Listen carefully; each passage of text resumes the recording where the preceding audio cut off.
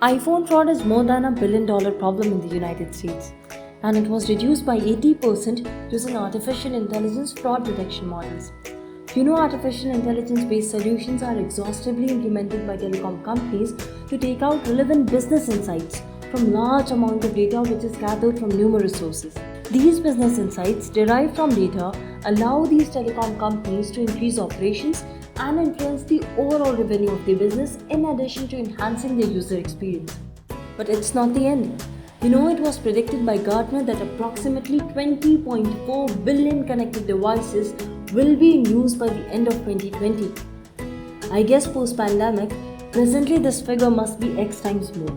Likewise, communication service providers, commonly known as CSPs, around the world are hugely exploring the possibilities of harnessing the power of artificial intelligence. Taking the example of the world's largest telecom company, AT&T, which is an American multinational telecommunications holding company.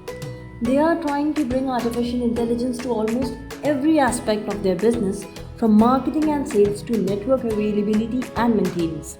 For instance, AT&T is using artificial intelligence and machine learning to map its cell towers, fiber lines and other transmitters to pinpoint the best location for building the 5G infrastructure.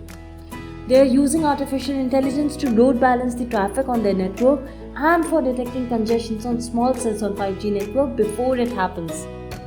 Well, I'm sure you would have come to know about the 5G spectrum auction.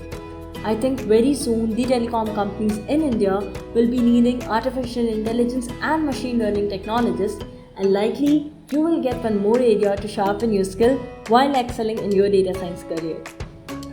By the way, to get notified about such use cases of data science, do subscribe to our channel, and you may also visit Insaid.co if you formally want to acquire global certification in the field of data science.